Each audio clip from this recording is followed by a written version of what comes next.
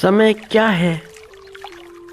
समय के संबंध में तुम किसी किसी कवि से पूछ कर देखो। तो किसी कवि से पूछो। जब तुम समय के संबंध में किसी कवि से पूछोगे तो वह समय की अभिव्यक्ति देगा अपनी अपनी कविता से, अपनी कविता के माध्यम से। और कविता के माध्यम भी भिन्न भिन्न प्रकार के, ऐसे भिन्न भिन्न प्रकार के कि जैसे मिलन की कविता। अगर मिलन की कविता हो तो फिर सारा का सारा श्रृंगार रस आ जाता है। श्रृंगार रस, श्रृंगार, झूमता झामता सा ऐसा श्रृंगार रस कि व्रत के कान में भी अगर आए तो शहद से व्रत के कान भी भर जाएं। तो कवि की अभिव्यक्ति बिल्कुल एकदम अलग है। तो कवि ऐसा कहता है कि अभी तो ऐसा समय, तो कभी ऐसा कि जब बिच्छो हो जाए, जब विरह हो जाए तो फिर उसकी विरह की कविता। तो वह विरह की जो कविता है उससे समय को अभिव्यक्त करता है। और जब विरह की कविता सुनाता है तो वैवाहिक युवा युवती भी बीते कल के ख्याल से बड़े बड़े मुरझा जाते हैं।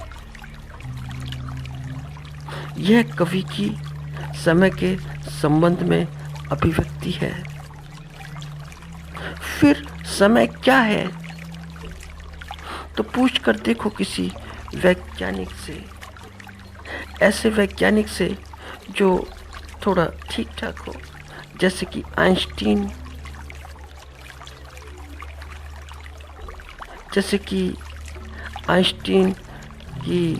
आइंस्टीन ने जैसे कुछ बोला समय के संदर्भ में, द्रव्य के संदर्भ में, ऊर्जा के संदर्भ में, कि ये सब समय, द्रव्य, ऊर्जा सब मिले जुले हैं।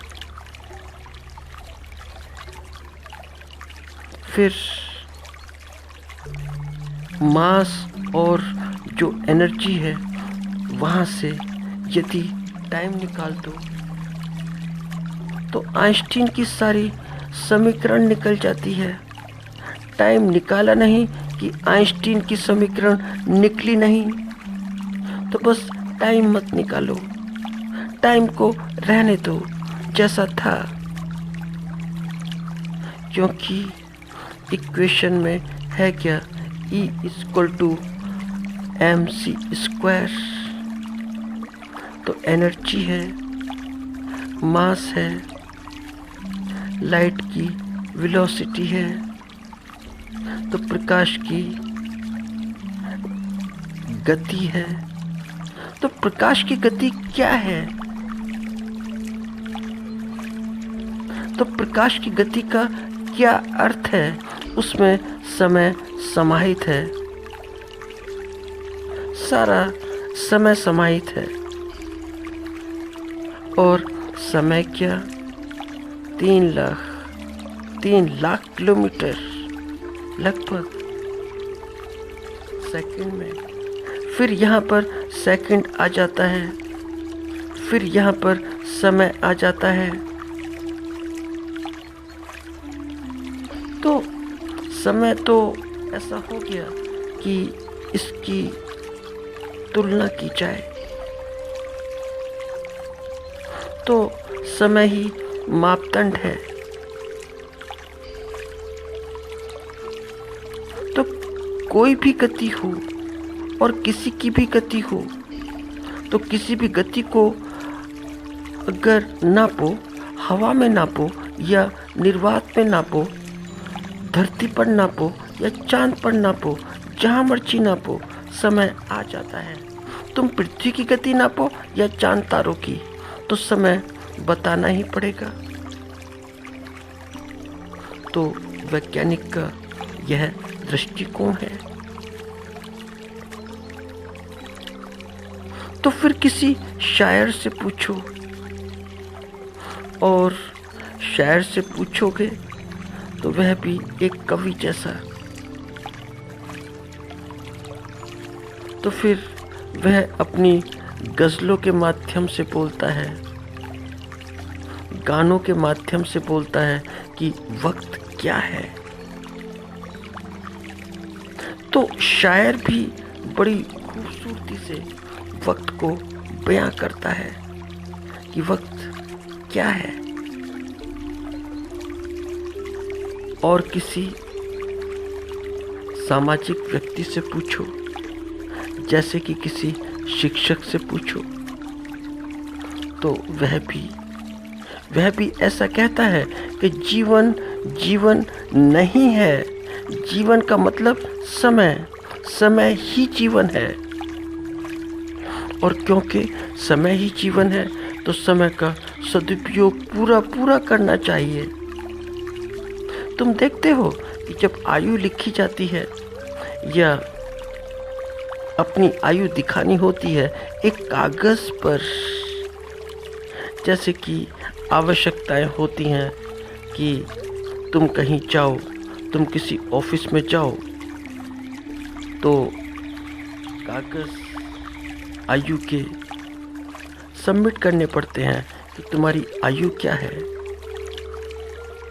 तो कागज़ पर तो उम्र निश्चित है, स्थिर है।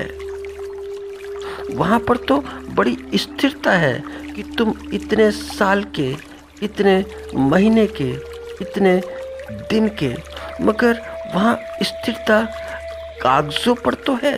मगर अगर वास्तविकता में आओ तो आयु में स्थिरता है कहाँ? आयु में कोई स्थिरता नहीं। तुमने जो कागज़ है टेबल पर रखा नहीं कि आयु आगे बढ़ गई, आगे चली गई। आयु आगे बढ़ चुकी है, कागज़ों से बाहर आ चुकी है। तो फिर समय को नापो, समय के नापने के यंत्र बनाओ, जैसे कि घड़ी। अब घड़ी भी ठीक टाइम तो ठीक बताती है, समय तो ठीक बताती है, मगर वास्तविकता में देखें तो नहीं बताती है। क्योंकि जो घड़ी है वह हर पल रुकती है, उसे रुकना होता है। तो हर पल घड़ी को रुकना तो होता ही है। बिना रुके यह घड़ी नहीं चल सकती है। कहाँ से चल सकती है? कैसी भी घड़ी हो, कोई भी घड़ी हो, दो टिक के बीच में विराम तो आ ही जाता है। तुम चाहे सेकंड में नापो, माइक्रो सेकंड में नापो, नैनो सेकंड में नापो, जिसमें भी जहाँ भी नापो, जैसे भी नापो, कैसे भी समय को नापो, लेकिन स्थिरता आती जरूर है। तो दरअसल समय है क्या? समय बाई प्रोडक्ट है मन का। यह समय बाई प्रोडक्ट है माइंड का। मन की गति, मन में गति हुई नहीं कि समय में हो गई। जहां मन में गति हुई वैसे ही समय में भी हुई। पहले मन में हुई, फिर समय में हुई। मन में गति हुई नहीं कि समय निकलने लगता है। और मन रुका नहीं कि समय भी रुक जाता है। तुम समय को ऐसे नहीं रोक सकते। समय ऐसे नहीं रुकता है कि जब तक मन ना रुके। मन रुका तो समय रुका। तो आजकल काफी लोग बोलते हैं कि कुछ बायोलॉजिकल टाइम भी होता है। मन चला कि समय चला, मन रुका तो समय रुका। तो जितनी महिमा समय की सुनी जाती है वह समय की महिमा नहीं है, वह मन की महिमा है। ध्यान रखना, समय का वह कोई प्रवाह नहीं है, यह सब मन का प्रवाह है, समय का नहीं, मन का। जो तुम धारा देखते हो इस समय की, वह समय की धारा नहीं है, मन की धारा है। वह समय का चक्र नहीं है, मन का चक्र है। समय का गर्भ है क्या? क्या गर्भ है? तो समय का जो गर्भ है वह है मन। और यह तुम रोज रोज अनुभव करते हो, रोज रोज। तुम जरा देखो, यदि रात्रि में नींद अच्छी आए 7-8 घंटे, तो तुम्हें 7-8 जो घंटे हैं उनका पता ही नहीं लगता, पता ही नहीं चलता कि बीते कब, कि रात आई कब और गई कब। क्यों? क्योंकि मन में कोई गति नहीं। और जब मन में कोई गति नहीं तो समय रुक गया, स्थिर हो गया। 7-8 जो घंटे हैं उनका पता ही नहीं लगा।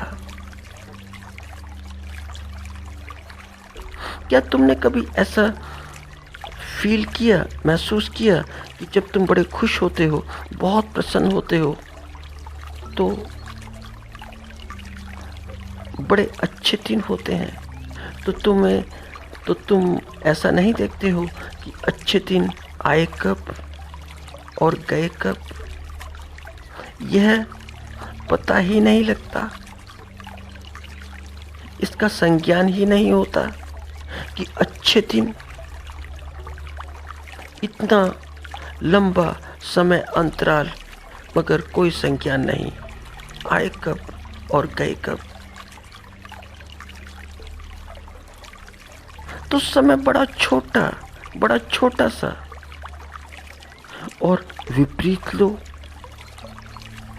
विपरीत ऐसा लो कि दुख हो, विषाद हो, तो फिर तो पूछो मत। फिर तो एक रात भी ऐसी कि एक साल जैसी लंबी लंबी।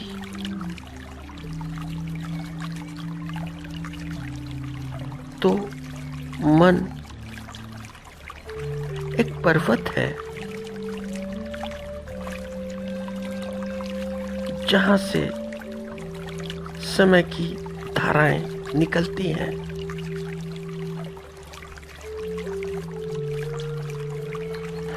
तो मन अपने आप में बड़ा कीमती है, बड़ा बहुमूल्य है। बहुमूल्य इसलिए क्योंकि समय की छोटी बड़ी धाराएं, चाहे छोटी धाराएं हों या बड़ी धाराएं हों, मन के पर्वत से ही निकलती हैं। फिर वह चाहे दिनों की धाराएं हों या महीनों की धाराएं हों या सदियों की धाराएं हों, या हमारे जीवन की धाराएं हों, सारी धाराएं मन से निकलती हैं।